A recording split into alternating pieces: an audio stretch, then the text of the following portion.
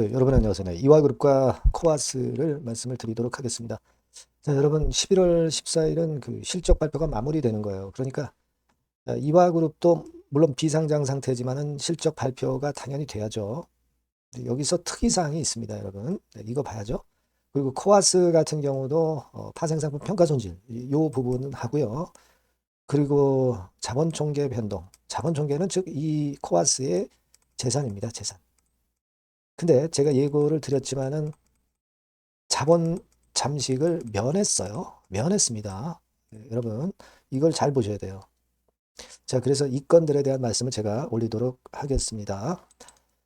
자, 그리고 영상의 끄트머리 부분에서는 여러분 그 대박주를 꼭 하십시오. 예, 요거 가능성이 상당히 있습니다. 네, 요거 매매하셔서 좋은 결과 얻으시라는 말씀 드리겠고요. 자, 그럼 이화그룹과 코아스를 지금부터 말씀을 드리겠습니다. 변함없이 끝까지 여러분들에게 이 종목들 영상 드릴 겁니다. 구독, 좋아요, 알림 설정 대단히 감사드리고 있다는 말씀 드리고요. 그리고 여러분 여하튼 여러 가지로 궁금하신 부분들도 많을 거예요. 색다르고 정확한 그리고 빠른 정보 그리고 사인 이것은 무료 텔레그램 방에서 제가 여러분께 말씀드리고 있어요. EID 입장, 이화전기 입장, 이트론 입장, 코아스 입장 이렇게 문자를 주시면 텔방에 초대를 해드려서 끝까지 여러분과 함께 간다는 거 말씀을 드리도록 하겠습니다. 문자 꼭 주세요. 네. 자, 여러분 가장 이제 우리가 지금 관심 있는 거는 비록 비상장돼 있는 이화지만은 실적이 나왔다. 코아스도 당연히 그 중요한 부분과 함께 실적이 나왔다. 그러면 대충 중요한 부분은 우리가 한번 살펴볼 필요가 있다 이겁니다. 네, 그래서 그 부분을 제가 말씀을 드릴 거예요. 그러면 이화그룹부터 한번 먼저 말씀을 드리면 이트론 있죠. 네, 이트론 같은 경우부터 한번 보시자고요. 이 이트론은 순자산, 자산에서 부채 뺀 게 꽤 많죠. 이게 큰 변동이 있느냐 이걸 잘 봐야 돼요. 그래서 보니까 자, 여러분 이제 중요한 게 유동자산은 약간 줄었죠. 444억으로 약간 줄었습니다. 그죠? 그리고 밑으로 내려가서 유동부채는 보니까 자 159억에서 29억으로 대폭 줄었어요. 대폭. 부채가 엄청 줄었네요. 그죠? 예. 그걸 우리가 알 수 있었고요. 그렇게 해서 이제 중요한 게 이제 자본 총계입니다. 자산에서 부채 뺀 거죠. 그러니까 이 회사가 지금 재산을 얼마 갖고 있느냐. 이게 자본 총계예요. 쉽게 얘기해서. 전년도에 960억에서 1216억으로 증가했어요. 1216억짜리 회사입니다. 이트론은. 그러면 단순하게 봐서 이트론이 시가총액이 1216억 정도는 가야 되는 거예요. 그죠? 1216억 정도 가야 되는 겁니다. 근데 이트론 그때 정리매매할 때 얼마 했어요? 뭐 엄청 뭐 몇십 원 정도로 끝났잖아요. 참 말이 안 되죠. 지금 1216억짜리 회사입니다, 여러분. 예. 이거 다시 한번 생각하시고요. 그러니까 어떤 재산적인 부분에서 큰 변동이 없이 오히려 그 순자산은 늘었다 이거예요. 그죠? 그리고 뭐 현금 같은 경우는 조금은 줄은 정도. 그죠? 하지만 이 현금이 뭐 다른 계정 과목으로 이동이 됐었을 수도 있으니까 이게 늘었잖아요. 그죠?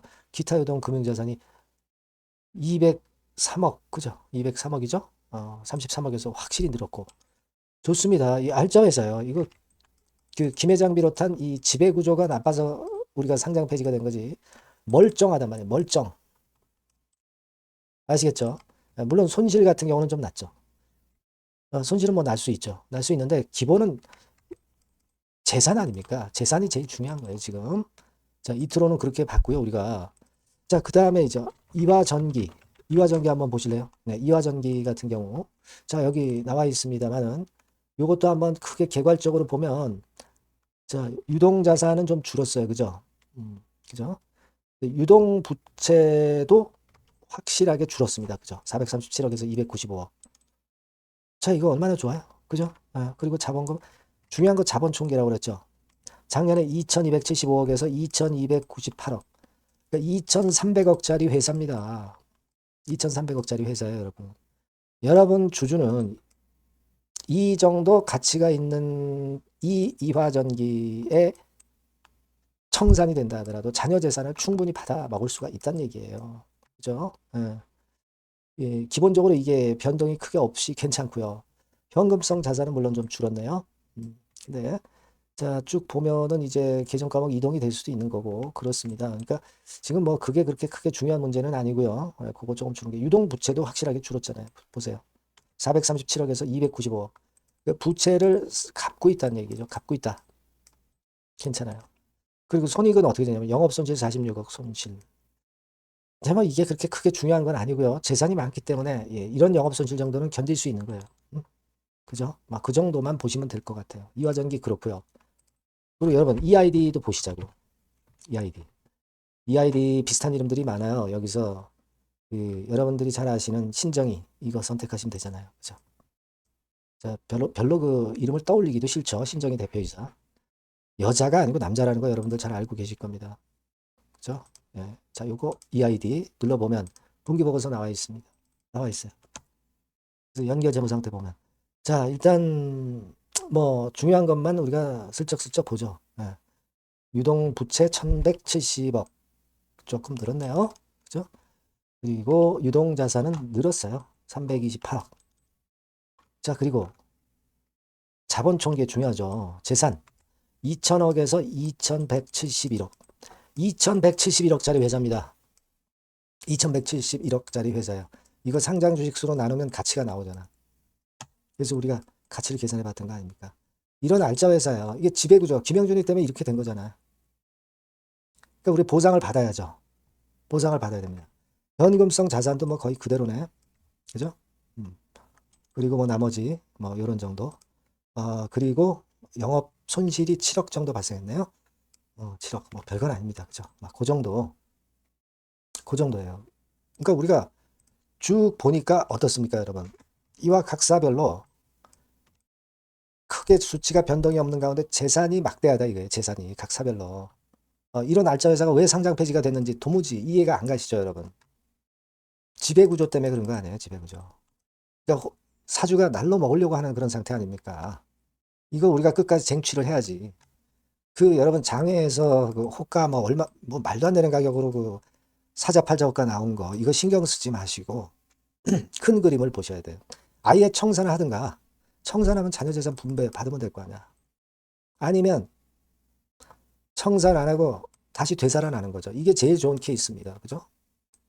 이래도 좋고 저래도 좋아. EID까지 감자 무산됐잖아. 이화전기 무산됐고 이투로는 지금 현재 청산 들어가 있잖아. 청산 그 소송 들어가 있잖아. 해산 소송.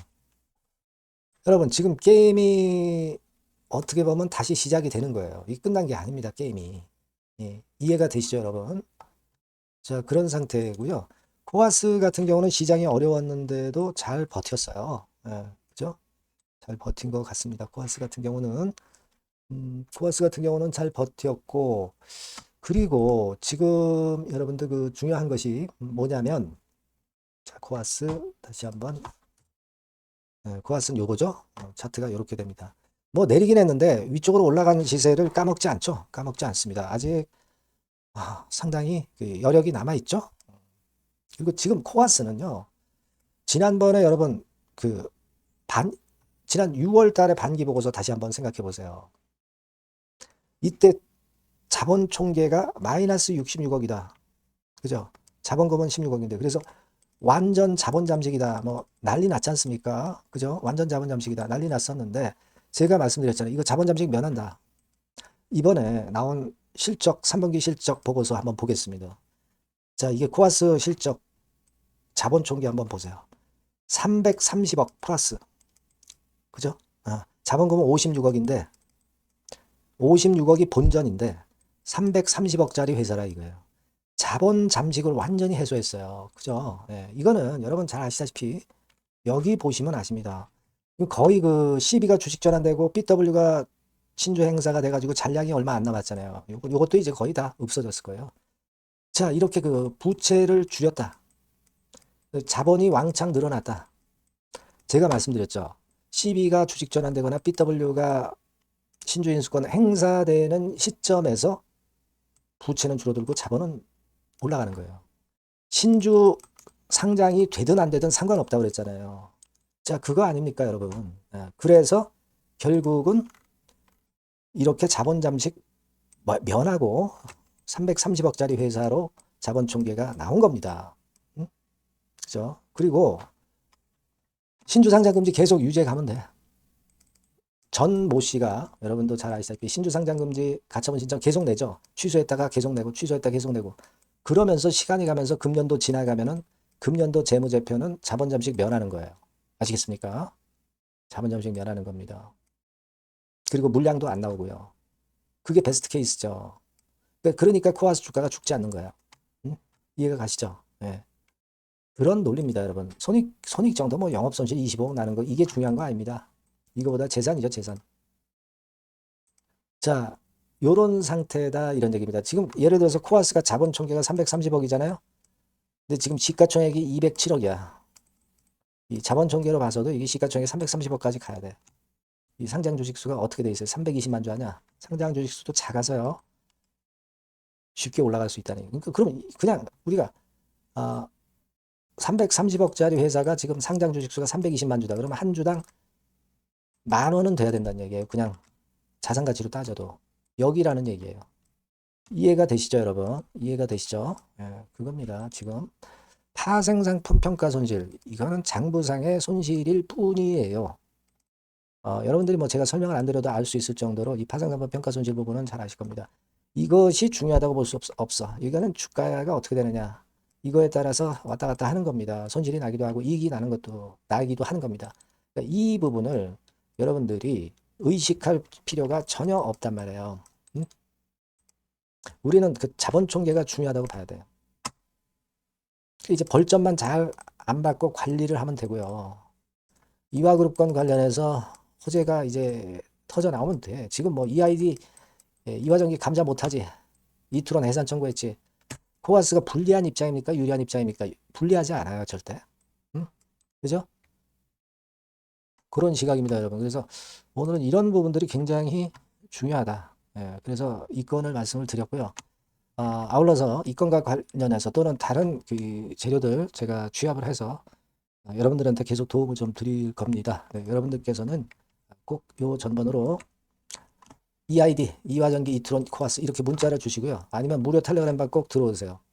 EID 입장, 이화전기 입장, 이트론 입장, 코아스 입장 이렇게 문자 주시면 제가 텔방에 초대해 드릴 거예요.